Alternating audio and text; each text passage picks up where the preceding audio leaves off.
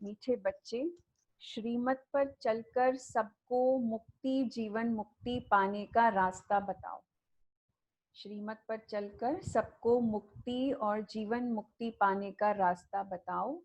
सारा दिन यही धंधा करते रहो।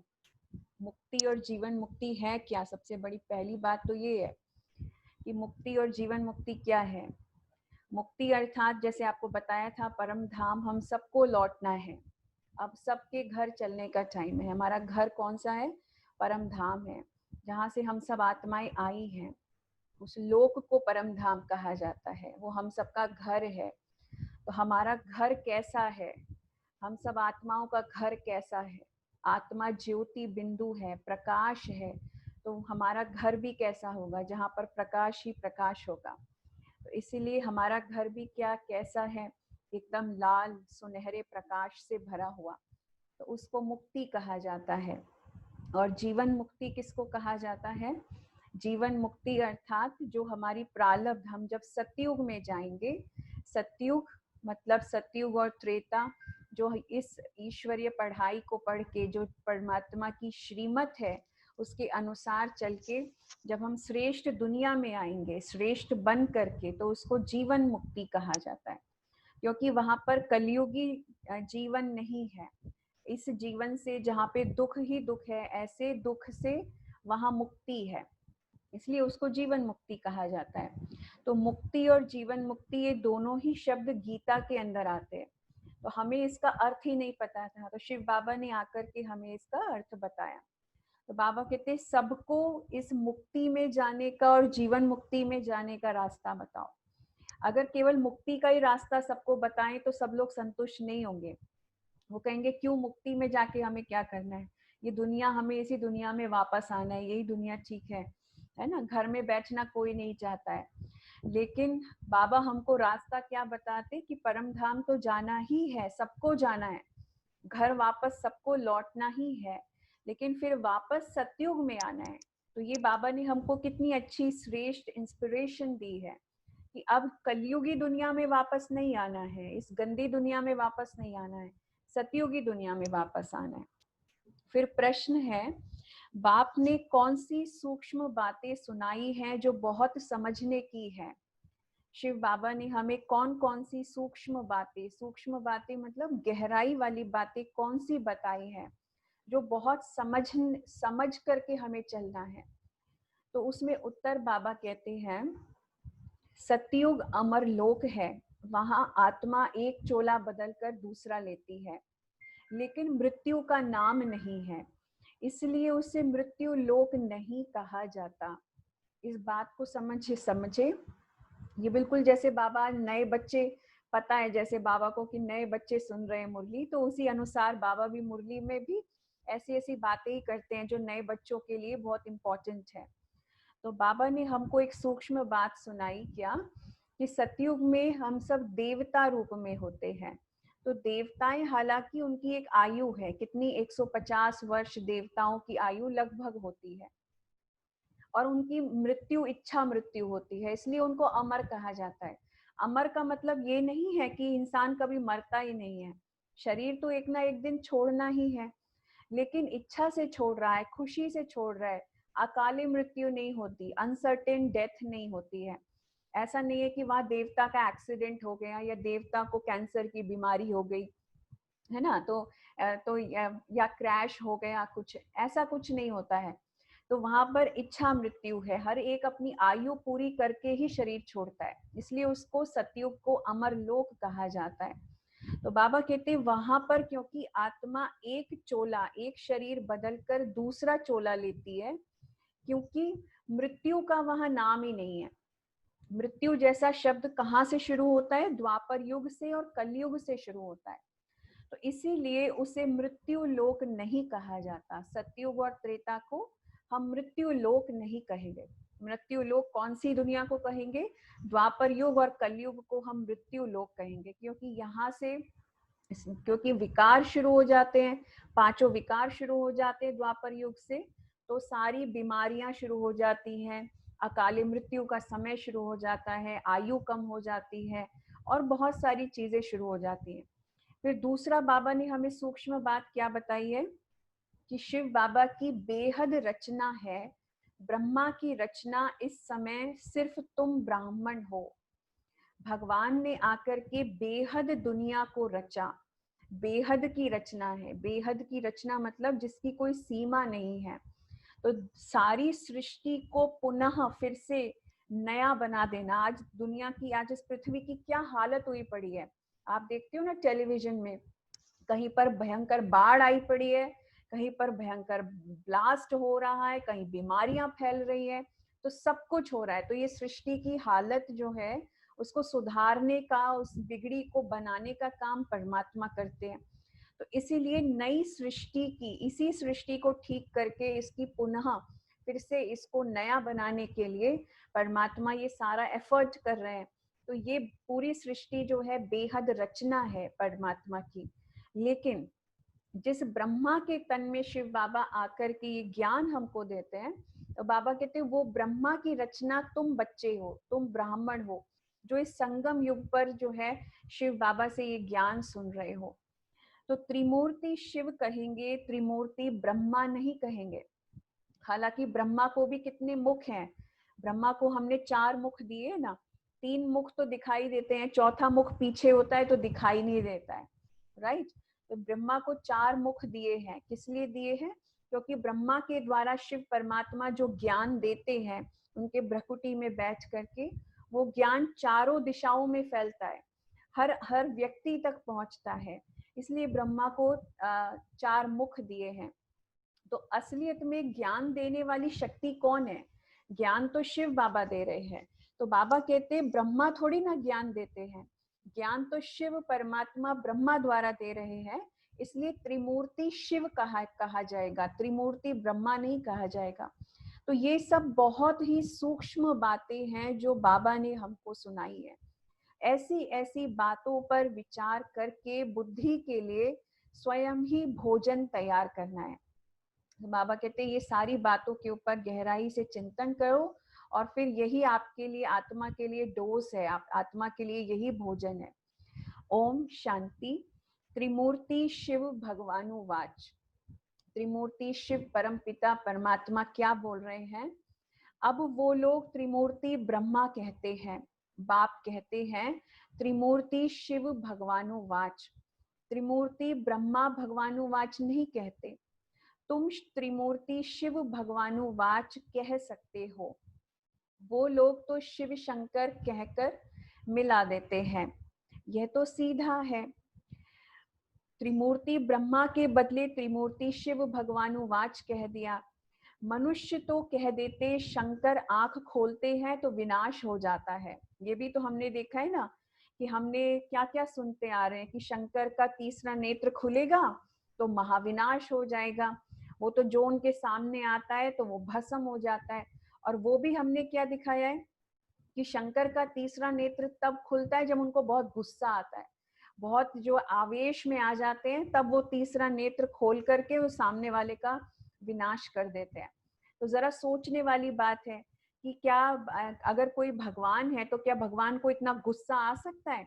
अगर इतना गुस्सा किसी व्यक्ति को आ जाए, मान लो हमने तो वो देवताओं को, भगवान को ऐसा दिखा दिया कि भगवान को गुस्सा आया तो सामने जो भी था उसको उसने जला के भस्म कर दिया। अगर कोई इंसान के ऊपर ले लिया जाए, अगर कोई इंसान इस बात से सीख ले कि मैं भी शंकर की तरह बन जाऊं, जब जिस गुस्सा आए जो तो सामने जो भी है उसे खत्म कर दूं या उसे मार पीट करके जो भी ये करना है उसका कर दूं, तो ये तो गलत इंप्रेशन हो गया ना। तो बाबा कहते हैं उस चीज का एक रहस्य है, एक उसका मीनिंग है। उसका मीनिंग क्या है कि हम सब आत्माएं जो है, हम सबका ये तीसरा नेत्र जो है वो बंद होता है। क्यों? ये ज्ञान का नेत्र इसको कहा जाता है। तो हम सबको शिव बाबा त्रिनेत्री बनाते हैं। ये दोनों नेत्र तो है ही हमारे, लेकिन ये तीसरा ज्ञान का नेत्र शिव बाबा आके खोलते हैं, इसमें शक्ति भरते हैं, इसके अंदर हमें वो सारा ज्ञान भरते हैं कि परम धाम क्या होता है, हम सब आत्माएं समय के कौन से चरण पे खड़े हुए हैं, सतयुग त्रेता द्वापर कलयुग, उसका सारा रहस्य हमको बताते हैं, सारी मनुष्य सृष्टि के आदि मध्य अंत की कहानी बताते हैं। हमारा लक्ष्य क्या है, हमें क्या बनना है, वो लक्ष्य हमको बताते हैं। इस सृष्टि का अब क्या होने वाला है, सारी बातें, समय का ज्ञान, हर चीज का ज्ञान बाबा हमको देते हैं। तो सारे सीक्रेट्स आकर के बाबा खोलते हैं। तो इसीलिए उसको उन्होंने किस रूप में दिखाया है, किस स्थूल रूप में दिखाया है कि शंकर का तीसरा नेत्र खुला तो विनाश हो गया। क्यों? क्योंकि जब इस कलयुग के अंत पर शिव बाबा आके हमारा तीसरा नेत्र खोलने का काम करते हैं, तभी तो सारे संसार में विनाश की ज्वाला प्रज्वलित होती है, जो आज चल रहा है। आज आप देख रहे हो ये विनाश जो चल रहा है सारी दुनिया में, ये किस कारण से चल रहा है? क्योंकि भगवान अपना काम कर रहे हैं। तो बाबा कहते हैं ये सब बुद्धि से काम लिया जाता है। तीन का ही मुख्य पार्ट है। तीन कौन है जिनका मुख्य पार्ट है? ब्रह्मा, विष्णु और शंकर। ब्रह्मा और विष्णु का तो बड़ा पार्ट है 84 जन्मों का। तो ब्रह्मा के द्वारा स्थापना का कार्य संगम युग पर, और विष्णु जी के द्वारा फिर सतयुग और त्रेता युग की पालना का कार्य करते हैं। तो विष्णु का और प्रजापिता ब्रह्मा का अर्थ भी समझा है, पार्ट है इन तीनों का।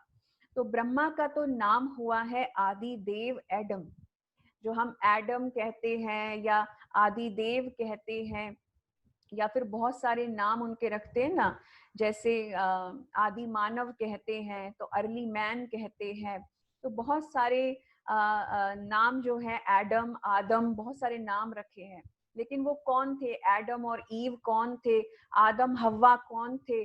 तो ये सारे, ये जो दो लोगों को हम जानते हैं, अर्ली मैन, अर्ली वुमेन, वो कौन थे जिनको स्वर्गलोक से भगवान ने निकाल दिया? क्यों निकाल दिया? क्योंकि उन्होंने एक फल ऐसा खा लिया जो कि मना था उनको खाना। तो हम जो है उनकी कहानी सुनते आते हैं बचपन में। तो वो कौन है? वो असलियत में कौन है? ब्रह्मा और सरस्वती है। तो ये ब्रह्मा ही आदि देव है, आदि मानव है। यही सृष्टि की स्थापना का कार्य करते हैं, और फिर इन्हीं की पालना से फिर यही ब्रह्मा फिर विष्णु बन के फिर उन्हीं की सृष्टि आगे चलती है। तो बाबा कहते हैं ब्रह्मा का तो नाम गाया हुआ है, प्रजापिता का मंदिर भी है। यह है विष्णु का अथवा कृष्ण का अंतिम 84वां जन्म, जिसका नाम ब्रह्मा रखा है।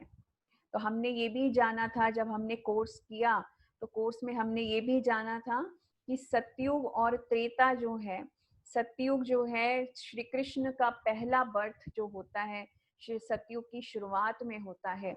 और श्री कृष्ण के जन्म के बाद, उसके बाद वही फिर बड़े होकर के नारायण बनते हैं, और राधे जो है बड़े होकर के लक्ष्मी बनती है।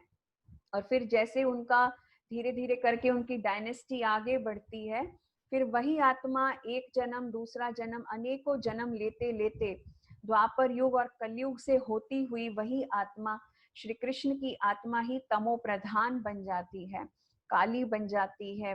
वही आत्मा फिर विकारों में गिर जाती है। इसलिए कहा गया देवी देवता वाम मार्ग पर, गलत रास्ते पर चले गए। तो श्री कृष्ण को हमने श्याम सुंदर कहा ना, तो वो आत्मा की निशानी है कि आत्मा पहले सुंदर थी जब सतयुग त्रेता में थी, और फिर बाद में वही आत्मा श्याम मतलब काली बन जाती है, और काली बन करके फिर फिर कलयुग के अंत में जब आकर के पहुंचती है और एक साधारण रूप में जन्म लेती है, तो वही आत्मा, उसी के शरीर के अंदर शिव परमात्मा प्रवेश करते हैं और उसका नाम ब्रह्मा रखते हैं। तो बाबा कहते ये जो कृष्ण की आत्मा है, ये इस समय अपने 84वें जन्म में है, जिसका नाम मैंने ब्रह्मा रखा है। तो सिद्ध तो करना ही है। तो बाबा कहते ये बात लोगों को सिद्ध करके बताओ, सबको समझाओ कि ब्रह्मा कौन है और विष्णु कौन है। तो अब ब्रह्मा को तो अडॉप्टेड कहेंगे, यह दोनों बच्चे हैं शिव के। वास्तव में बच्चा एक है, हिसाब करेंगे तो ब्रह्मा है शिव का बच्चा, बाप और दादा। तो विष्णु का नाम ही नहीं आता है। तो हम कहते हैं ना, हमें बाप दादा की कमाई मिल रही है। बाप दादा कौन है? शिव बाबा जो है हमारा पिता है, और ब्रह्मा हमारा दादा है। तो बहुत सारे रिलेशंस है हमारे शिव बाबा और ब्रह्मा बाबा के साथ। वो दोनों हमारे माता पिता भी हैं। शिव बाबा हमारा पिता है और ब्रह्मा हमारी माँ भी है, इसलिए उसको ब्रह्मा कहा जाता है। तो माँ बाप के बिना, है ना, बच्चों की रचना कैसे हो, बच्चे पैदा कैसे हो। तो शिव बाबा जब इस ब्रह्मा के तन में यहाँ बैठ के प्रवेश करते हैं, तो ये ज्ञान की वर्षा जो हम बच्चों पे करते, तो हमारा नया जन्म होता है, हमारा नया ब्राह्मण जन्म होता है। बाबा कहते विष्णु का नाम ही नहीं आता है। तो प्रजापिता ब्रह्मा द्वारा शिव बाबा स्थापना कर रहे हैं, विष्णु द्वारा स्थापना नहीं कराते। विष्णु के द्वारा तो सिर्फ पालना होती है। शिव के भी बच्चे हैं हम, तो ब्रह्मा के भी हम बच्चे हैं, लेकिन विष्णु के हम बच्चे नहीं कहेंगे, क्योंकि विष्णु के हम बच्चे नहीं हैं। विष्णु जी जो है सतयुग और त्रेता में होते हैं। सतयुग में विष्णु के द्वारा सृष्टि की पालना का कार्य होता है, क्योंकि विष्णु का अर्थ क्या है, लक्ष्मी और नारायण। लक्ष्मी और नारायण दोनों को कंबाइंड फॉर्म में विष्णु कहा जाता है। तो ना लक्ष्मी नारायण को ही बहुत बच्चे हो सकते हैं। तो लक्ष्मी नारायण के तो अपने बच्चे होंगे ना सतयुग में, तो वो अपने बच्चों का ध्यान रखेंगे। हालांकि वो सारे विश्व के महाराजन और महारानी कहलाएंगे, लेकिन फिर भी कोई भी जो प्रजा उनकी होगी वो उनके बच्चे नहीं होंगे। बाबा कहते ये सब बातें हैं बुद्धि के लिए भोजन, आपे ही भोजन बनाना चाहिए। सबसे जास्ती पार्ट कहेंगे विष्णु का। 84 जन्मों का विराट रूप भी विष्णु का दिखाते हैं, ना कि ब्रह्मा का। तो आज बाबा ब्रह्मा और विष्णु के बीच में क्या कंट्रास्ट है, क्योंकि दोनों को बहुत हम मानते आते हैं ना, ब्रह्मा विष्णु और शंकर। तो दोनों के इसमें भी जो ब्रह्मा और विष्णु है, उन दोनों का मतलब क्या है, क्यों उनकी रचना की जाती है, उनके बीच में अंतर क्या है। तो बाबा वही हम बच्चों को समझा रहे हैं। तो विराट रूप क्या है, ये आप लोग नोट करके रखना, क्योंकि क्वेश्चन आंसर राउंड जब होगा ना, तो हम विष्णु के विराट रूप के बारे में बताएंगे कि विष्णु का विराट रूप क्या है।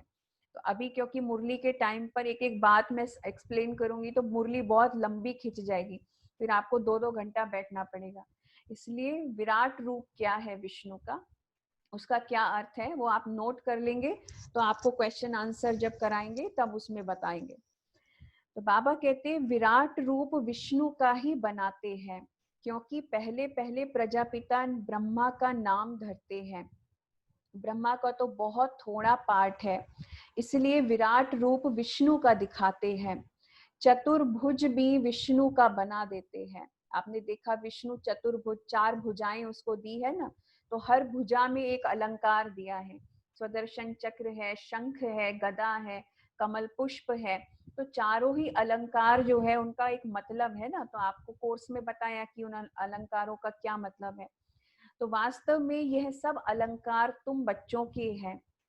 यह भी बड़ी समझने की बातें हैं, कोई मनुष्य समझा ना सके, बाप नए नए तरीके से समझाते रहते हैं। बाप कहते हैं त्रिमूर्ति शिव भगवानु वार्च, राइट है ना। बाप कहते हैं का क्या मतलब, बाप कहते हैं बार बार आता है, तो मतलब शिव बाबा कह रहे हैं। तो शिव बाबा हमारे पिता है ना, तो बाबा बार बार ये नहीं कहते कि मैं कह रहा हूँ, लेकिन बाबा कहते हैं, बाप कहते हैं, मैं कहता हूँ कि जो त्रिमूर्ति शिव भगवानु वाच है वो राइट है। ब्रह्मा विष्णु और शिव, इसमें भी प्रजापिता ब्रह्मा ही बच्चा है। विष्णु को बच्चा नहीं कहेंगे, भल क्रिएशन कहते हैं, परंतु रचना तो ब्रह्मा की होगी ना, तो फिर भिन्न नाम रूप लेती है। मुख्य पार्ट तो उनका है, ब्रह्मा का पार्ट भी बहुत थोड़ा है इस समय का। विष्णु का कितना समय राज्य है, सारे झाड़ का बीज रूप है शिव बाबा। तो बाबा हमको कहते हैं कि ब्रह्मा का पार्ट इस संसार में पूरे 5000 ईयर्स के साइकिल में ब्रह्मा जो अवतरित होते हैं, या ब्रह्मा का जो पार्ट चलता है, वो कितना थोड़े समय का होता है। क्यों, क्योंकि ब्रह्मा केवल 100 वर्ष के लिए होते हैं, वो भी कलयुग के अंत में। जब शिव बाबा प्रवेश करते हैं, तो दादा लेखराज का नाम बदल के ब्रह्मा रखते हैं, और उनको कहते हैं कि तुम्हें अब नई सृष्टि की स्थापना का कार्य करना है। तो उनका पार्ट 100 वर्ष तक ही चलता है, 100 ईयर्स तक ही चलता है, और 100 ईयर्स के अंदर अंदर ये सारी सृष्टि का परिवर्तन हो जाता है। सृष्टि जो है सतयुग बन जाती है, और जब सतयुग बन जाती है तो विष्णु जी का पाठ शुरू हो जाता है।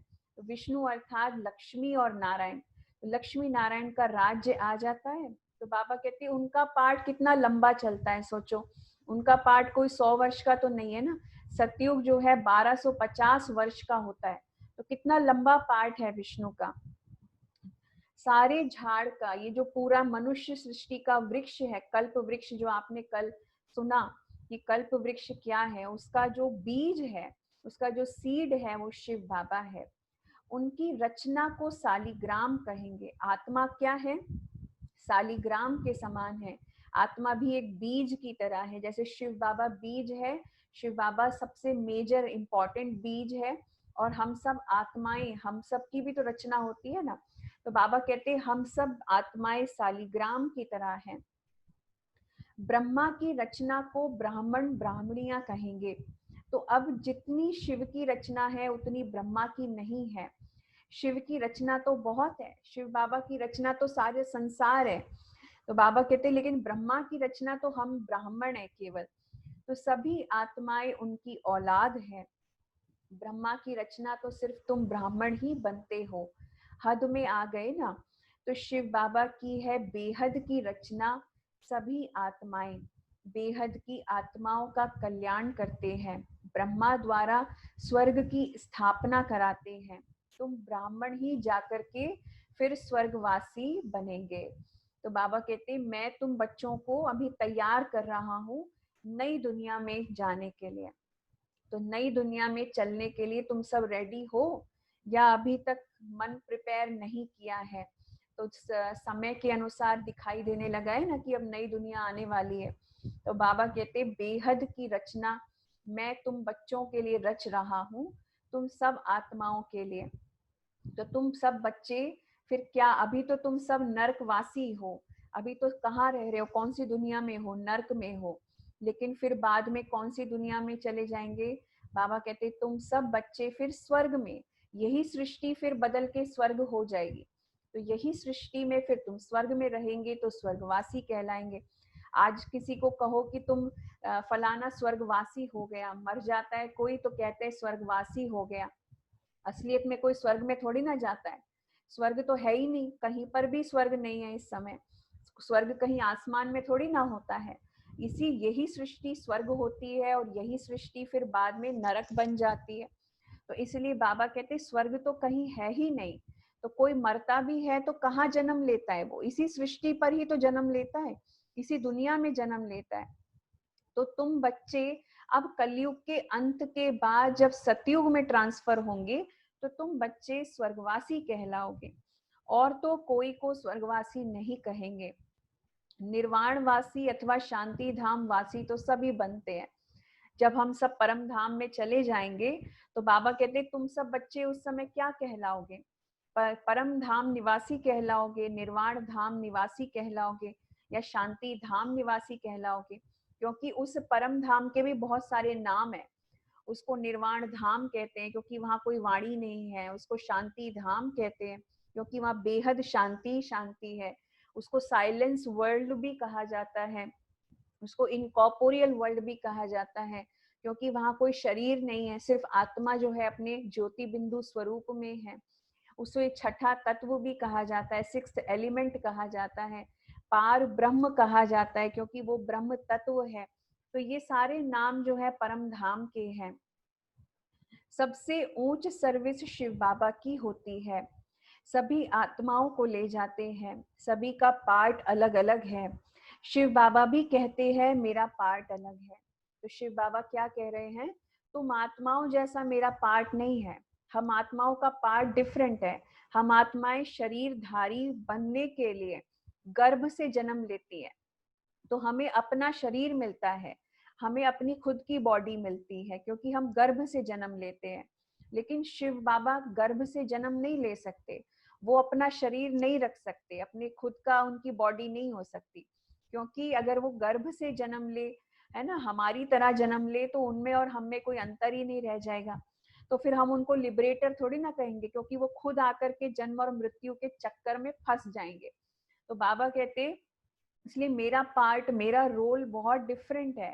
पार्ट मतलब रोल, मेरा रोल बहुत अलग है। तो मेरा रोल है, मुझे महाकाल कहा जाता है ना, भगवान को, शिव बाबा को हम महाकाल कहते हैं। महाकालेश्वर का मंदिर है ना शिव बाबा का। तो शिव परमात्मा जो है महाकाल है, सब आत्माओं को ले जाने का काम करते हैं। तो सभी का पार्ट अलग अलग है। शिव बाबा भी कहते हैं मेरा पार्ट अलग है, सबका हिसाब किताब चुकतू कराकर तुमको पतित से पावन बना करके मैं ले जाता हूँ, ये मेरा पार्ट है ना। भगवान का पार्ट क्या है उसको हम गहराई से समझ लें कि हर एक आत्मा को अपने कार्मिक अकाउंट्स को, उसका हिसाब किताब चुकतू करके और पतित से पावन बनकर आत्मा प्यूरिफाइड फॉर्म में ही परमात्मा के साथ परम धाम जाएगी। और इस प्रोसेस से हर आत्मा को गुजरना है, कोई आत्मा छूटेगी नहीं, ये प्रोसेस से हर आत्मा को गुजरना है। तो तुम यहाँ मेहनत कर रहे हो पावन बनने के लिए, तो दूसरे सब कयामत के समय हिसाब किताब चुकतू करके जाएंगे। तो देखो कितना अंतर है। बाबा ने दो बातें बताई हैं। बाबा ने कहा जो मेरे पर विश्वास करके स्वयं मेरे साथ कनेक्शन बना करके अपने आप योग बल से अपने पापों को भस्म कर लेंगे, वो मेरे साथ आराम से परम धाम जाएंगे। लेकिन जो आत्माएं मुझे पहचानती नहीं है, जो आत्माएं इस कयामत के समय में जो है अपनी खुद की बुद्धि, अपनी खुद की मत पर चल करके अपनी खुद की बुद्धि से कार्य करेंगी, तो वो अपना हिसाब किताब जो है, जैसे वो कहते हैं ना चक्की में गेहूं जैसे पिस जाता है, ऐसे पिस जाएंगी। तो बाबा कहते आत्मा भी ऐसे शरीर छोड़ेंगी, क्योंकि कितना कुछ होगा सृष्टि में, कितने लोग जो है मरेंगे और मर ही रहे हैं। बाबा कहते वो सब आत्माएं अपना कार्मिक अकाउंट, अपना हिसाब किताब चुकतू करके सब आत्माएं परम धाम की तरफ जाएंगी। फिर मुक्ति धाम में बैठे रहेंगे, सृष्टि का चक्र तो फिरना है। तो तुम बच्चे ब्रह्मा द्वारा ब्राह्मण बनकर फिर देवता बन जाते हो। तुम ब्राह्मण श्रीमत पर सेवा करते हो, सिर्फ मनुष्यों को रास्ता बताते हो। मुक्ति और जीवन मुक्ति को पाना है तो कैसे पा सकते हो, दोनों चाबी तुम्हारे हाथ में है। बाबा ने हमें दोनों चाबियां दी हैं, जो दोनों रास्ते हमें बता दिए हैं। हमें मुक्ति में जाने का रास्ता भी बाबा ने दिखा दिया है और जीवन मुक्ति में जाने का रास्ता भी हमें दिखाया है। तो बाबा ने हमें दोनों चाबियां दी हैं। तो ये कितनी अच्छी बात है। संसार की बाकी आत्माओं को केवल एक चाबी मिलेगी, मुक्ति में जाने की, परम धाम जाने की, सतयुग में आने की चाबी नहीं मिलेगी उनको। लेकिन हम आत्माओं को, हम बच्चों को शिव बाबा स्वर्ग में जाने की, स्वर्ग के गेट खोल के देते हैं कि तुम्हारे पास वो चाबी भी है कि जो तुम सतयुग में जाकर के फुल एंजॉय कर सकते हो, है ना। तो बाबा कहते हैं सिर्फ मेरी श्रीमत के अनुसार चलते हैं तो तुम्हें दोनों चाबियां मिलती है। यह भी जानते हो कि कौन कौन मुक्ति में, फिर कौन कौन जीवन मुक्ति में जाएंगे। तुम्हारा सारा दिन यही धंधा है। कोई अनाज आदि का धंधा करते हैं तो बुद्धि में सारा दिन वही रहता है ना। तो तुम्हारा धंधा है रचना के आदि मध्य अंत को जानना और किसको मुक्ति जीवन मुक्ति का रास्ता बताना। तो बाबा कहते अब तुम बच्चों को, क्योंकि परम धाम लौटना है, बहुत सारा काम बाकी है, तो सारी सृष्टि को भी ठीक करना है। तो बाबा कहते हैं अब तुम्हारा जो मेन काम होना चाहिए वो क्या होना चाहिए कि बाकी लोगों को सृष्टि के आदि मध्य अंत का राज समझाना और फिर खुद को भी तैयार करना उसके अनुसार। तो जो इस धर्म के होंगे वह निकल आएंगे। ऐसे बहुत धर्म के हैं जो बदल ही नहीं सकते हैं, सिर्फ ऐसे बदल देंगे, ऐसे नहीं कि फीचर्स बदल जाते हैं। तो बाबा ये बता रहे हैं कि जो देवी देवता घराने की आत्माएं होंगी, जो आत्माएं सतयुग में जाने वाली होंगी, उनको ये ज्ञान बुद्धि में टच हो जाएगा और वो बाबा के साथ अपना कनेक्शन बना लेंगी। बाकी तो कोर्स जो है लाखों आत्माओं को करा चुके हैं, करोड़ों आत्माएं कोर्स करके गई हैं, लेकिन कितने बाबा के बच्चे पक्के निकले उसमें, बहुत कम। क्योंकि सतयुग में इतनी पॉपुलेशन नहीं चाहिए ना, सतयुग में तो कितनी कम पॉपुलेशन चाहिए। सतयुग की आधी की जनसंख्या कितनी है, आपको बताया था ना, कोर्स में बताया गया था कि सतयुग की आधी की जनसंख्या सिर्फ 9 लाख है।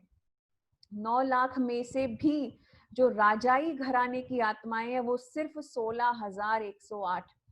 तो सारी प्रजा वगैरह सब मिला के सतयुग आदि की जो पॉपुलेशन है जस्ट 9 लाख है।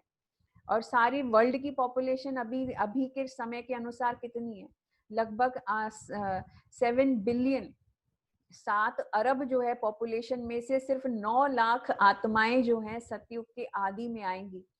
और फिर उसके बाद भी सतयुग का अंत होगा और त्रेता युग का अंत होगा। तो त्रेता युग का अंत मतलब सतयुग की समाप्ति, स्वर्ग की समाप्ति। तो सतयुग त्रेता का अंत मतलब स्वर्ग खत्म सृष्टि के ऊपर। और त्रेता युग का अंत हो रहा है, तब भी जनसंख्या कितनी है? तब भी जनसंख्या है 33 करोड़, 33 करोड़। तो 33 करोड़, कहाँ 33 करोड़ आत्माएं और कहाँ पर 7 अरब आत्माएं? सोचो तो कितनी आत्माएं हैं जो परम धाम से कलयुग में ही आई हैं और कितनी आत्माएं हैं जो द्वापर युग से ही एंटर हुई हैं केवल। तो बाबा कहते हैं हर धर्म अलग अलग है, हर धर्म की आत्माएं अलग अलग हैं।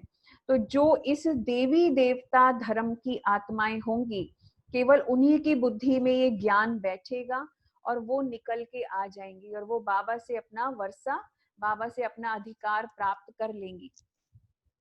तो बाबा कहते हैं सिर्फ धर्म को मान लेते हैं दुनिया में, कई बौद्ध धर्म को मानते हैं क्योंकि देवी देवता धर्म तो प्रायः लोप हो चुका है। मतलब कि अभी इस समय कोई भी देवी देवता नहीं है ना। तो बाबा कहते हैं इस समय ये धर्म, देवी देवता धर्म जो है वो गुप्त हो गया है, लोप हो गया है, गायब हो गया है। एक भी ऐसा नहीं है जो कहे कि हम आदि सनातन देवी देवता धर्म के हैं। कोई भी अपने आप को देवता कह सकता है? इस समय कोई भी नहीं कह सकता। देवताओं के चित्र काम में आते हैं। आत्मा तो अविनाशी है, वह कभी मरती नहीं है।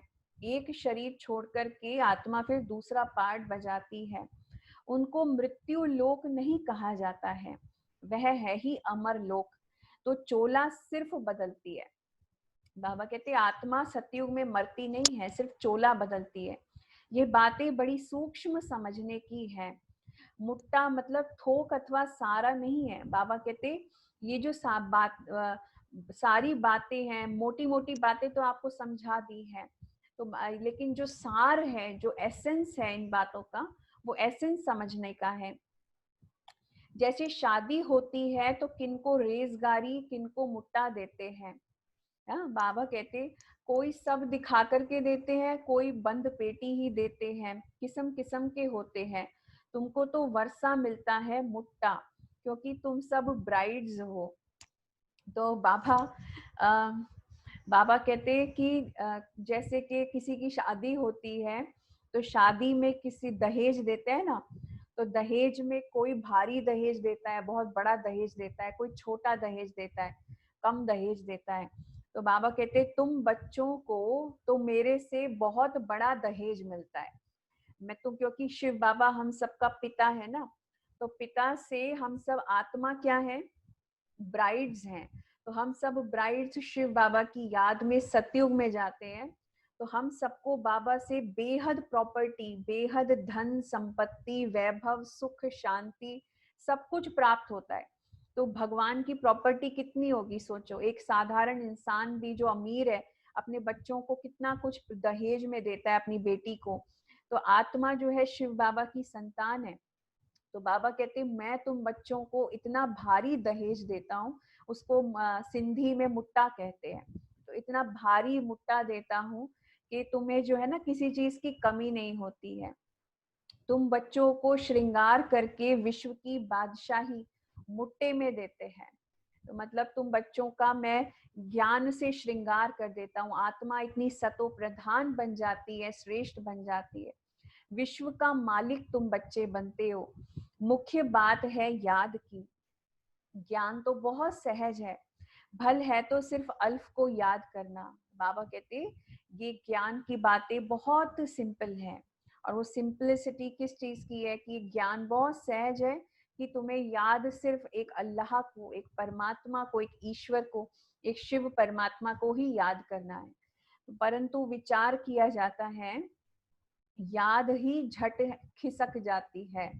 शिव बाबा को याद करने की ही तो सारी मेहनत है, क्योंकि याद जो है स्थायी नहीं रहती है, खिसकती रहती है, कभी किसी और की याद आ जाती है, कभी किसी और की याद आ जाती है।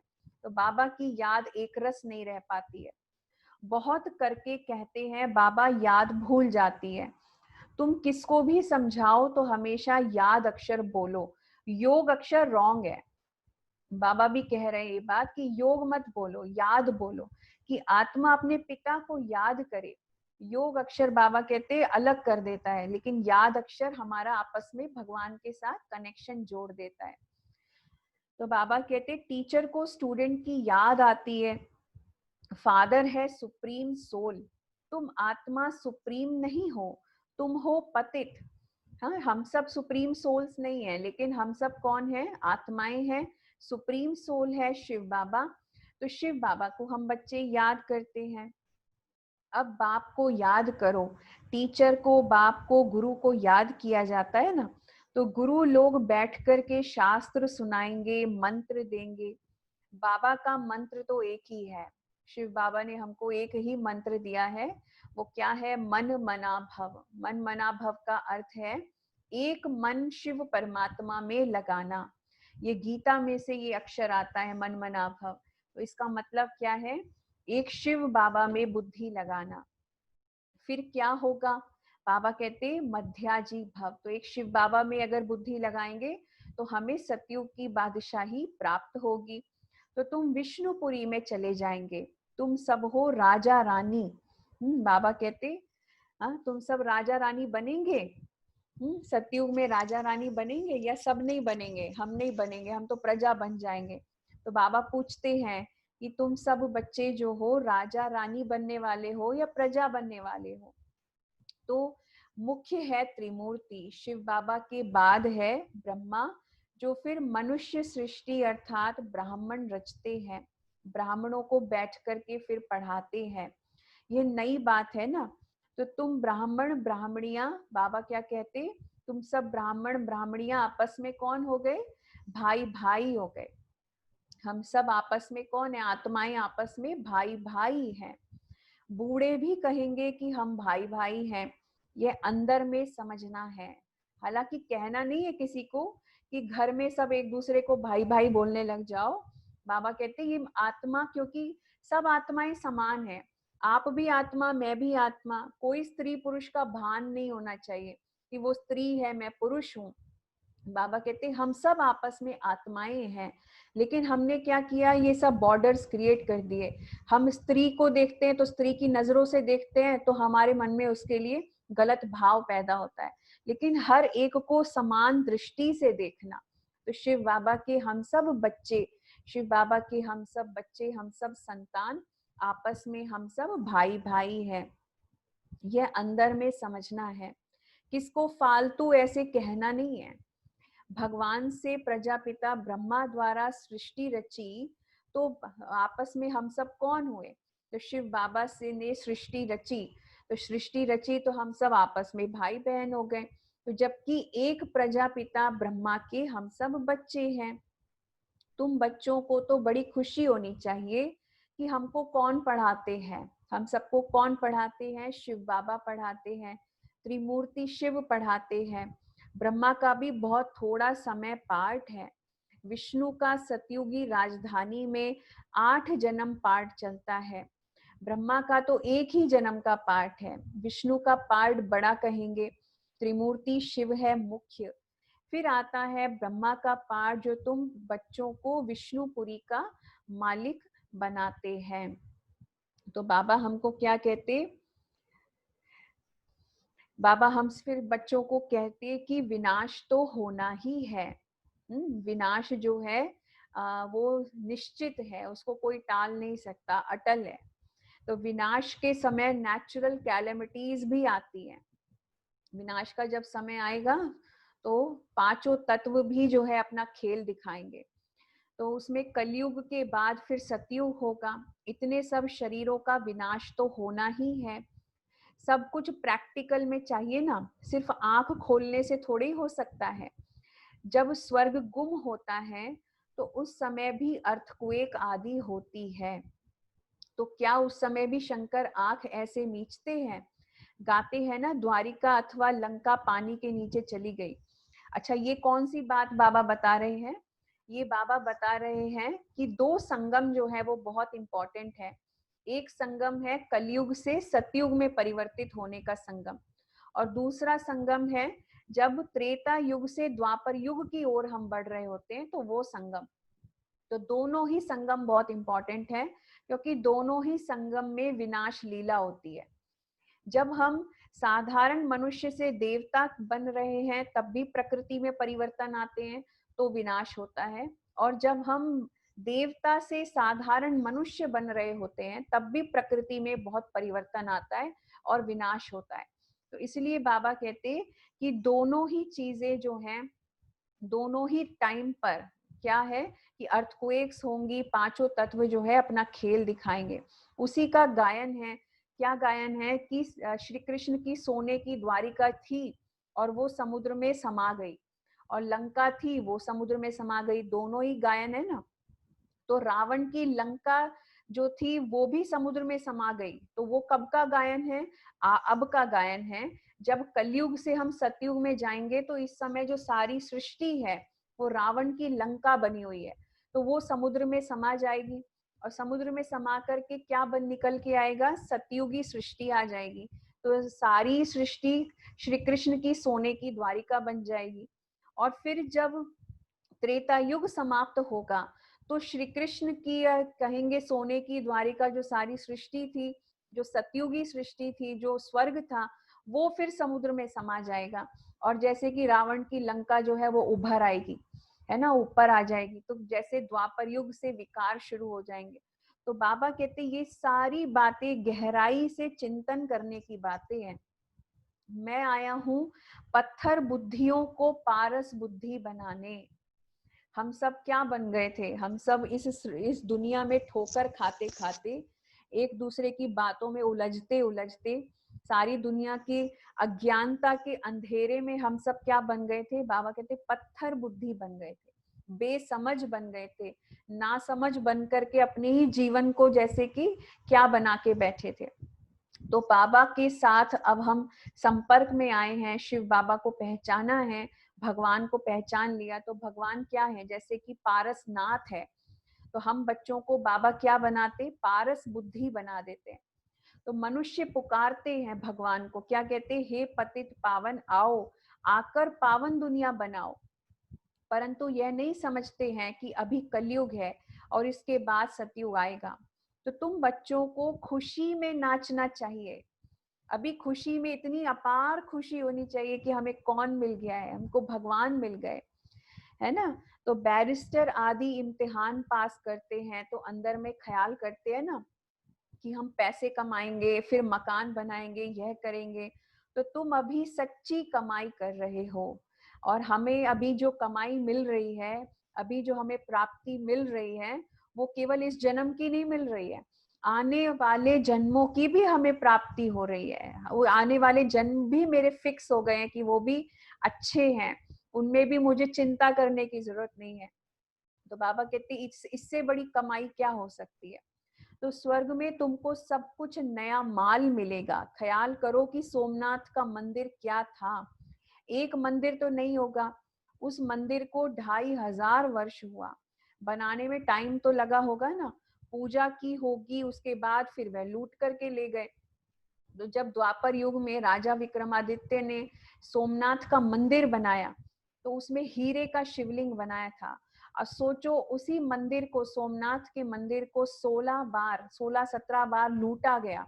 मोहम्मद गजनबी एक विदेशी आया था जिसने उस मंदिर को 16 17 बार लूटा, उसको तोड़ा, उसको समाप्त कर दिया था बिल्कुल उस मंदिर को, है ना। तो इतना उसमें धन था कि इतनी बार लूटने के बाद भी वो मंदिर जो है फिर से संपन्न था। तो आप सोचो कि सतयुग और त्रेता में कितना धन होगा, कितनी प्रॉपर्टी होगी। जब द्वापर युग के अंत में, द्वापर युग में इतना धन और वैभव मंदिर में लगाने के लिए है, तो सतयुग और त्रेता में कितना होगा। तो बाबा कहते कितना उस मंदिर को लूटा। फौरन तो बाबा कहते नहीं आए होंगे, बहुत मंदिर होंगे। पूजा के लिए बैठ करके हमने मंदिर बनाए। द्वापर युग से हमने शिव बाबा को याद करना शुरू कर दिया था। सबसे पहली भक्ति शिव परमात्मा की और शिव भोलेनाथ के कितने मंदिर बनाए। तो बाबा कहते अभी तुम बच्चे जानते हो कि बाप को याद करते करते हम गोल्डन एज में चले जाएंगे, आत्मा पवित्र बन जाएगी। मेहनत करनी पड़ती है, मेहनत बिगर काम नहीं चलेगा, गाया भी जाता है सेकंड में जीवन मुक्ति। बाबा कहते अभी तो ये नई सृष्टि बनने का कार्य चल रहा है, तो आप सबको मेहनत करनी है, परंतु ऐसे थोड़ी मिल जाती है। नई सृष्टि गोल्डन एज में जाएंगे तो बाबा कहते इतना आसान है? हाँ, इतना आसान है सतयुग में जाना? बाबा कहते 1 सेकंड में चाहे तो पहुंच सकते हैं, और नहीं तो 1 सेकंड भी काफी नहीं है, सारी उम्र भी लगा दो तो भी नहीं पहुंच सकते। तो बाबा कहते ये सारी बात जो है सिर्फ इस बात पे निर्भर करती है कि हमने भगवान को कितना पहचाना है, कितना अपने आप को समर्पित किया। तो बाबा कहते सारी मेहनत से छूट जाते हैं वो बच्चे जो परमात्मा से सच्ची मोहब्बत करते, सच्चा प्यार करते, उनको फिर शिव बाबा सब कुछ दे देता है। तो बाबा कहते तुम अभी मेहनत कर रहे हो मुक्ति धाम में जाने के लिए, बाप की याद में रहना पड़ता है दिन प्रतिदिन। बाप तुम बच्चों को रिफाइन बुद्धि बनाते हैं। बाप कहते तुमको बहुत बहुत गुह्य रहस्य वाली बातें सुनाता हूँ। आगे थोड़ी ये सुनाया था कि आत्मा भी बिंदी है, परमात्मा भी बिंदी है। जब शुरू शुरू में पहले पहले जब शिव बाबा ब्रह्मा बाबा के तन में आए थे ना, तो बाबा ने डायरेक्ट ये नहीं कहा था कि आत्मा बिंदी है, आत्मा सूक्ष्म है, एक छोटे से सितारे के समान है। उस समय बाबा ने ये कहा था कि आत्मा एक गोल अंडे के समान है।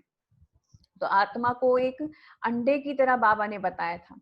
फिर धीरे धीरे करके शिव बाबा ने सारा रहस्य खोला, और शिव बाबा ने बाद में बताया कि आत्मा अति सूक्ष्म बिंदु के समान है, पॉइंट ऑफ लाइट है।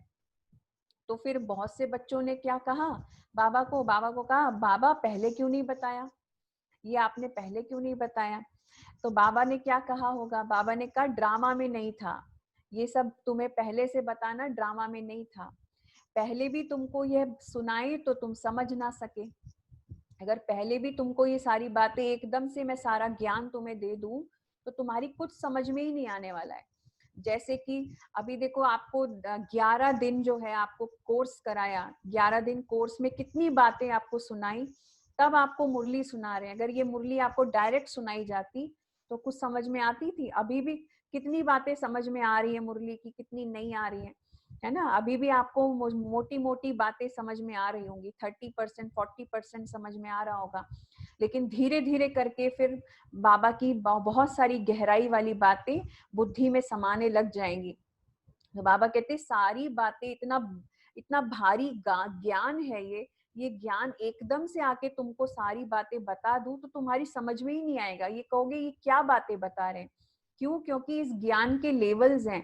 जैसे एक छोटे बच्चे को शुरुआत ABCD से की जाती है, अगर एक छोटे बच्चे को आप साइंस की क्लास में बिठा दो उसको कुछ समझ में आएगा ना? एक छोटे 5 साल के बच्चे को साइंस की फिजिक्स की क्लास में बिठा दोगे तो उसको कुछ समझ में आएगा? कुछ भी नहीं आएगा समझ में।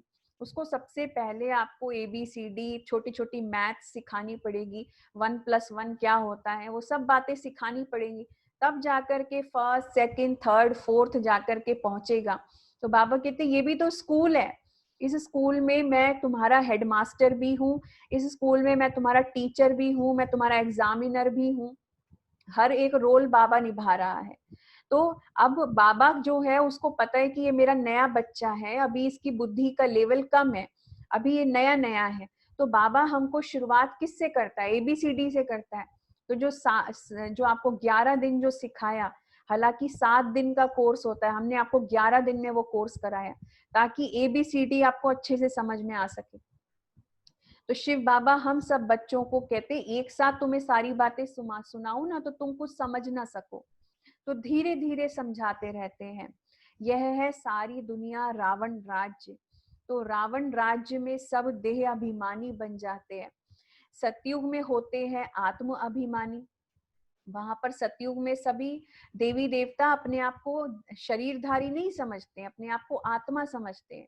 तो वहां अपने को आत्मा जानते हैं, हमारा शरीर बड़ा हुआ है, यह सब छोड़कर फिर छोटा लेना है। तो आत्मा का शरीर पहले छोटा होता है, फिर बड़ा होता रहता है। तो यहाँ तो कोई की कितनी आयु, कोई की कितनी आयु, कोई की अकाले मृत्यु हो जाती है, कोई कोई की 125 वर्ष की भी आयु होती है। तो बाप समझाते हैं तुमको खुशी बहुत होनी चाहिए, बाप से वर्षा लेने की खुशी होनी चाहिए। गंधर्वी विवाह किया तो यह कोई खुशी की बात नहीं है, ये तो कमजोरी है तुम्हारी। गंधर्वी विवाह क्या होता है, आप चाहे तो लिख सकते हो, वो मैं बाद में आपको बताऊंगी कि गंधर्वी विवाह किसको कहा जाता है। तो बाबा कहते हैं कि गंधर्वी विवाह किया तो ये तो कमजोरी है। कुमारी अगर कहे कि हम पवित्र रहना चाहते हैं तो कोई मार थोड़ी ही सकते हैं। ज्ञान कम है तो डरते हैं। छोटी कुमारी को भी अगर कोई मारे, खून आदि निकले तो पुलिस में रिपोर्ट करे तो उसकी भी सजा मिल सकती है। जानवर को भी अगर कोई मारते हैं तो उन पर केस होता है, दंड पड़ता है। तो तुम बच्चों को भी मार नहीं सकते हैं। क्या होता था कि बहुत बार हम बच्चे, बाबा के बहुत सारी जो बहनें हैं और माताएं हैं, तो जो कुमारियां होती थी, मतलब कुमारी मतलब जिनकी शादी नहीं हुई है, तो वो बाबा को पहचान करके जिद करते थे घर में कि हमको शादी नहीं करनी है, हमें बाबा के ज्ञान में चलना है, समर्पित होना है। तो जो माँ बाप ज्ञान में नहीं चलते होते थे, उनको था कि भाई लड़की की तो मुझे शादी ही करनी है, तो वो उनको मारते थे, मार पीट करके जबरदस्ती उनकी शादी कराने का प्रयास करते थे।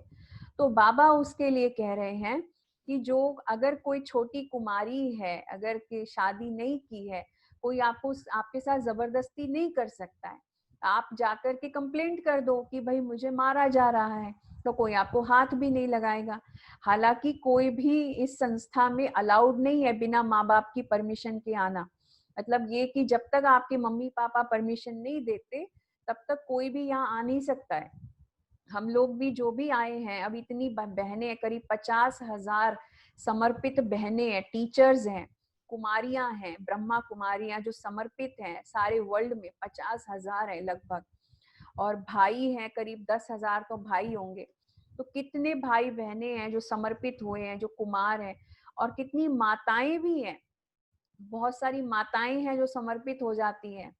तो बहुत बार अपने उनके पति, क्योंकि वो पवित्र रहने की प्रतिज्ञा करते हैं, तो पति जो है उनको मारता है कि भाई तू पवित्र कैसे रह सकती है।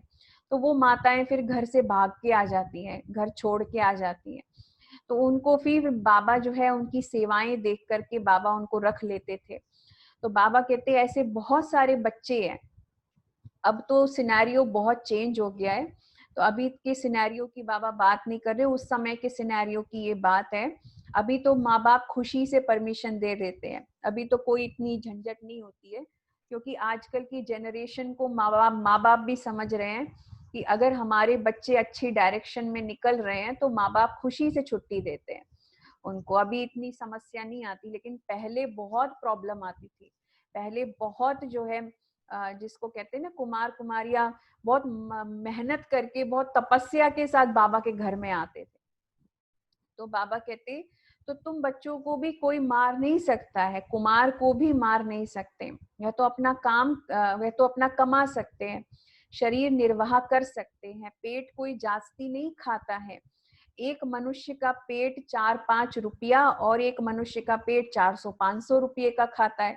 तो पैसा बहुत है तो हबच तो हो जाती है, गरीबों को पैसे ही नहीं है तो हबच भी नहीं है, वह सूखी रोटी में ही खुश हो जाते हैं। तो बच्चों को जास्ती खान पान के हंगामे में भी नहीं जाना चाहिए, खाने का शौक नहीं रखना चाहिए। तो बहुत बार क्या होता है, बहुत सारे बच्चे जो हैं, जैसे बाबा के घर में होते हैं ना, तो बहुत बड़ी बड़ी फैमिलीज के भी बच्चे होते हैं। तो बहुत हम लोग बहुत अच्छी अच्छी फैमिलीज से आए हुए होते हैं, तो हमें यहाँ पर क्या परीक्षा होती है कि सबके साथ जो जनरल में खाना बन रहा है वही आपको खाना है। अब क्या होता है, घर में तो हम अपने नाज नखरे करते हैं कि भाई आज ये नहीं खाना, आज हमें वो खाना है, आज हमारा ये खाने का मन नहीं है, मम्मी आज ये बना दो, पापा आज ये ले आओ। लेकिन यहाँ तो जो सबके लिए बन रहा है वही खाना है, यहाँ तो वो नखरे नहीं कर सकते ना हम। तो इसलिए बाबा कहते हैं कि यहाँ पर बाबा के घर में आपको कितना डिसिप्लिन्ड वे में रहना पड़ता है, हर चीज को एक्सेप्ट करके चलना पड़ता है, हर चीज में हमें बहुत माइंड को स्टेबल रख के चलना पड़ता है कि बाबा के घर में सूखी रोटी भी मिले तो भी उसको खुशी से खाना है। कभी भी उसमें नाक नुक्स नहीं निकालना कि ये क्या मैं बना दिया, ये क्यों बना दिया, ये क्यों, ऐसा क्यों कर दिया, ऐसा खाना दिया हमको। तो बाबा कहते खाने पीने को लेकर के हंगामे नहीं करने चाहिए ज्यादा। तो तुम जानते हो वहां हमें क्या नहीं मिलेगा, क्योंकि हम सब तैयारी किसके लिए कर रहे हैं, हम सब सतयुग में जाने के लिए तैयारी कर रहे हैं, तो वहां हमें बेहद सुख मिलेंगे। लेकिन यहाँ पर इस कलयुग में, संगम युग पर विशेष, हमें बहुत मेहनत करनी है, तपस्या करनी है, जिसका फल हमें फिर सतयुग में मिलेगा। तो बाबा कहते बेहद की बादशाही, बेहद का सुख तुम्हें सतयुग में मिलता है। वहां कोई बीमारी आदि नहीं होती, हेल्थ वेल्थ हैप्पीनेस वहां सब कुछ रहता है। तो बाबा से हमको 3 प्रॉपर्टी मिलती है, हेल्थ भी मिलती है, वेल्थ भी मिलती है और हैप्पीनेस भी मिलती है, तीनों ही चाहिए ना हमको। तो बाबा कहते हैं बुढ़ापा भी वहां बहुत अच्छा रहता है, खुशी रहती है, कोई प्रकार की तकलीफ नहीं रहती है, प्रजा भी ऐसी ही बनती है, परंतु ऐसे भी कि नहीं कि अच्छा प्रजा है तो प्रजा ही सही। बाबा कहते प्रजा में जाने का पुरुषार्थ नहीं करो, लेकिन कौन सा पुरुषार्थ करो, राजा बनने का पुरुषार्थ करो। फिर तो ऐसे होंगे जैसे यहाँ के भील। तो सूर्यवंशी लक्ष्मी नारायण बनना है तो फिर इतना पुरुषार्थ करना चाहिए। अच्छा, मीठे मीठे सिकी लधे बच्चों प्रति माता पिता बाप दादा का याद प्यार और गुड मॉर्निंग। रूहानी बाप की रूहानी बच्चों को नमस्ते। हम रूहानी बच्चों की रूहानी माता पिता बाप दादा को याद प्यार, गुड मॉर्निंग और नमस्ते। तो बाबा रोज हमको नमस्ते भी करते हैं। तो मीठे मीठे सिकी लधे, सिकी लधे का मतलब है कि बहुत समय के बिछड़े हुए मेरे बच्चे, जो 5000 साल पहले बिछड़ गए थे मेरे से, क्योंकि हम शिव बाबा से कब अलग हुए थे, जब हम सब सतयुग में चले गए थे, तो शिव बाबा परम धाम में रह गए थे, हम सतयुग में आ गए थे, तो तब से हम बाबा से बिछड़े हुए हैं। तो अब जाकर के संगम युग पर हम शिव बाबा से मिले हैं ना, भगवान से मिले हैं। तो बाबा हमको कहते सिक्की लधे बच्चे, बहुत समय के बिछड़े हुए और अब आकर के मिले बच्चे, ऐसे बच्चों को मेरा याद प्यार, गुड मॉर्निंग और नमस्ते। तो हम भी बाबा को क्या कहते, बाबा आपको भी, आप भी हमारे सिकी लदे बाबा हो। सिकी लदे बाबा मतलब हमारे बहुत समय से बिछड़े हुए माता पिता हो, मेरे पिता हो। तो ऐसे प्यार से बाबा को याद करो कि तुम कितने समय पहले मेरे से बिछड़ गए थे और अभी मुझे मिल गए हो। फिर धारणा के लिए आज की मुरली का में से जो एसेंस होता है, तो 2 पॉइंट्स में आज की मुरली में जो इंपॉर्टेंट पॉइंट्स थे वो क्या थे। पहला पॉइंट है, हम ब्रह्मा की नई रचना, आपस में भाई बहन भाई भाई हैं, यह अंदर समझना है, किसी को कहने की दरकार नहीं है, सदा इसी खुशी में रहना है कि हमें शिव बाबा पढ़ाते हैं। हम ब्रह्मा की प्रथम रचना है, हम सब बच्चे ब्रह्मा की रचना है। तो ब्रह्मा के द्वारा जब शिव परमात्मा ने रचना रची, तो हम ब्राह्मणों को रचा, ब्राह्मण और ब्राह्मणियां, तो हम सब ब्रह्मा कुमार कुमारियां ब्रह्मा बाबा की संतान है। तो आपस में भाई बहन भाई भाई है। बाबा कहते हैं ये किसी को कहना नहीं है कि हम कौन है आपस में, लेकिन ये बुद्धि से समझने की बात है कि हम भगवान की प्रथम रचना है। फिर दूसरी पॉइंट है, खान पान के हंगामे में जास्ती नहीं जाना है, खाने पीने के हंगामे में नहीं जाना है कि मुझे आज ये खाना है, मुझे वो खाना है, जिद नहीं करनी होती है ना। तो बाबा कहते हबच मतलब लालच को छोड़कर बेहद बादशाही के सुखों को याद करना है। बहुत बार हम ना कोई चीजों के लालच में आ जाते हैं, भोजन के लालच में, कपड़ों के लालच में, कितनी आंखें जो देखती है मुझे ये चाहिए, मुझे वो चाहिए, तो इन सब का लालच होता है ना अंदर में। और आजकल तो सबके बैंक अकाउंट में पैसा होता है, तो लेकर के अमेज़न में ढूंढते रहते हैं कौन सी नई चीज आई है आज मार्केट में, जरा उसको सर्च तो करूं, है ना, और लेकर के तुरंत उसको ऑर्डर कर लेंगे। अभी तो किसी से पूछने की भी जरूरत नहीं है, खरीदना है या नहीं खरीदना है, पैसा पड़ा है, अकाउंट में तुरंत खरीद के डाल दिया। जब चीज घर में आ गई तब उसको देखते हैं, अरे ये तो किसी काम की ही नहीं है ना, कोई काम नहीं आने वाली, बेकार है ये तो बाबा कहते हैं ये सब भी क्या है, ये सब भी तो लालच है ना, पैसा बर्बाद किया आपने। बाबा कहते ऐसे लालच को भी छोड़ो, है ना, हर चीज को मुझे खरीदना है, हर चीज को मुझे चाहिए चाहिए करना, ये भी छोड़ दो।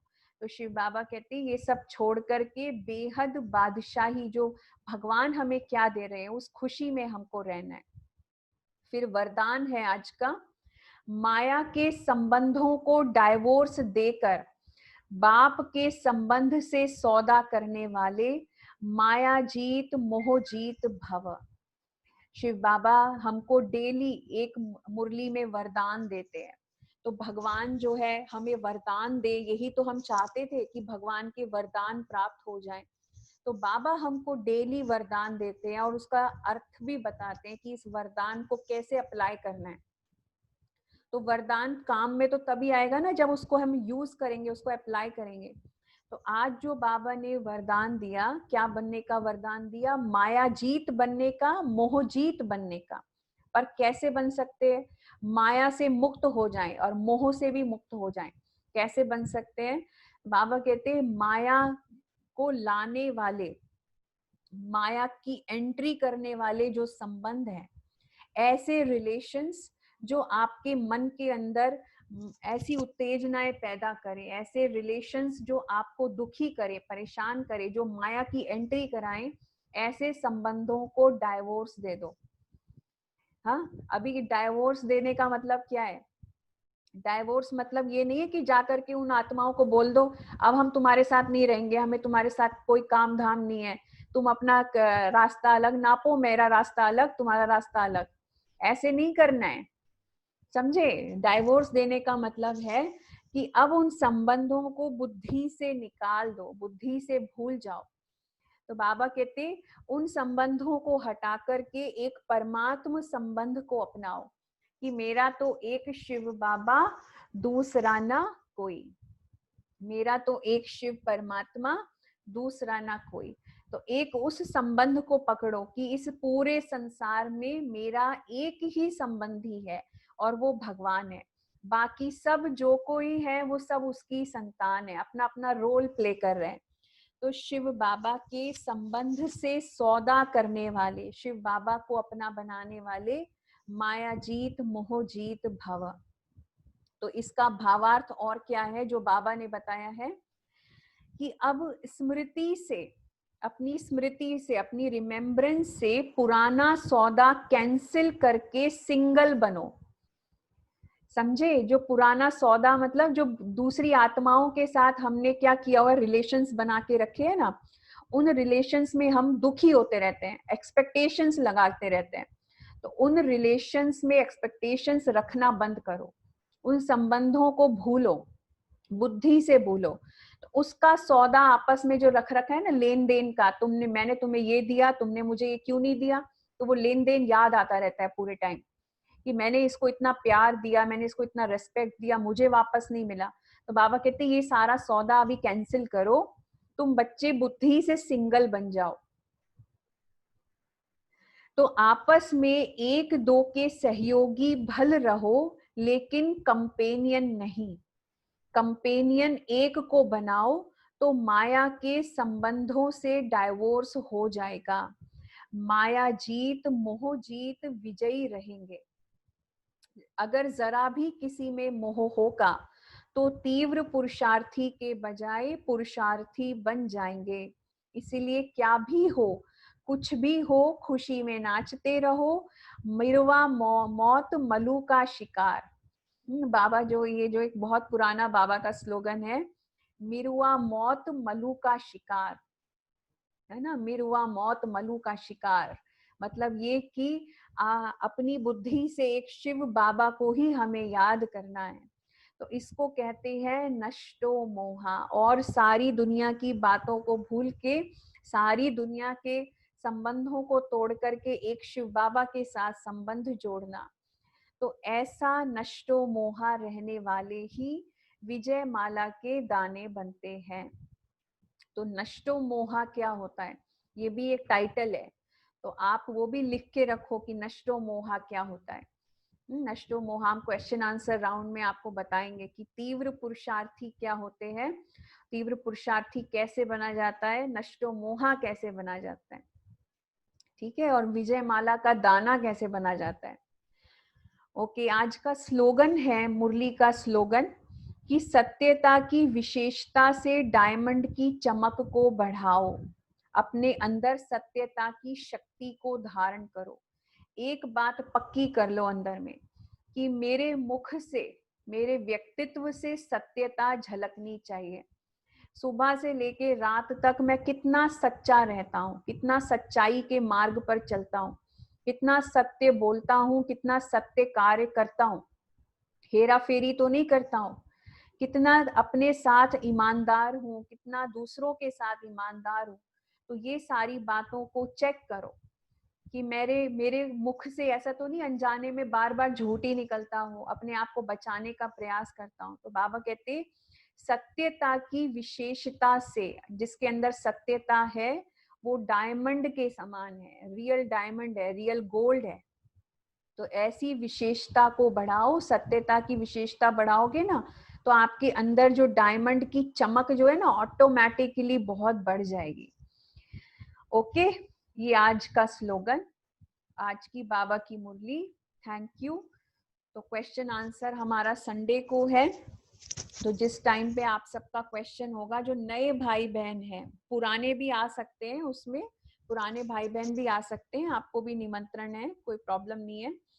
तो जो नए भाई बहन है, विशेष उनके जो भी सवाल मुरली को लेकर के हो तो आप नोट कर ले, और नोट करके फिर वो क्वेश्चन आप उस टाइम पे पूछ सकते हैं। ठीक है, थैंक यू। कल की मुरली फिर से वही 7 से 8 रहेगी, और इस मुरली का जो लिंक है यूट्यूब में मैं शेयर कर दूंगी। यूट्यूब का लिंक आपके मुरली वाले ग्रुप में व्हाट्सएप में शेयर कर देंगे, तो जो अभी नहीं सुन पाए हैं वो फिर बाद में सुन सकते हैं मुरली। ओम शांति।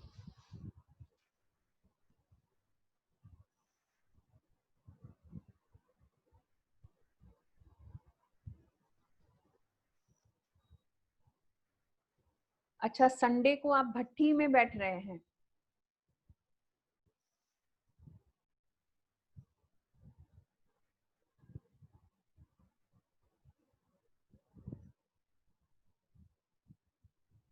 अच्छा, वो स्पार्क विंग वाली भट्टी में बैठ रहे हैं क्या, जिसका लिंक मैंने आपको भेजा था? कोई बात नहीं, तो जो भट्टी में बैठ रहे हैं वो भट्टी में बैठ जाएं। तो हम लोग जो क्वेश्चन आंसर है ना वो नए लोगों के लिए रख लेंगे। क्वेश्चन आंसर्स तो अभी हम लोग जैसे नए भाई बहन आए हैं तो हम लोग क्या कहते हैं, थर्सडे को और संडे को 2 दिन हमने क्वेश्चन आंसर रखे हैं, क्योंकि उन लोगों के बहुत सवाल होते हैं ना, इसलिए।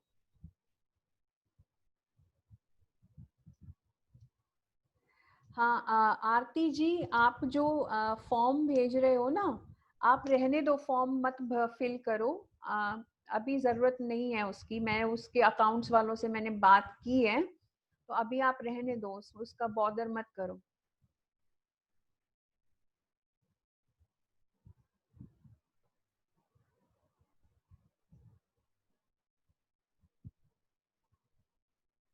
Okay, thank you.